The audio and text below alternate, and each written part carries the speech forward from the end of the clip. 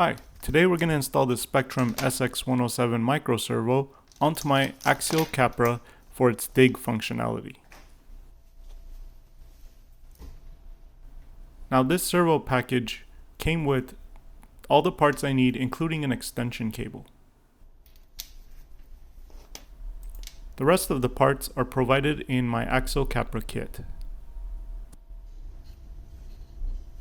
Here I'm tightening the arm that will be moving back and forth to engage or disengage the dig functionality. When closed, you want to make sure it's 2.56 millimeters. And when open, you want to make sure it's 8.25 millimeters. Here are the instructions on how to assemble and install the dig servo. Here I have already assembled it all together and I'm installing the final piece.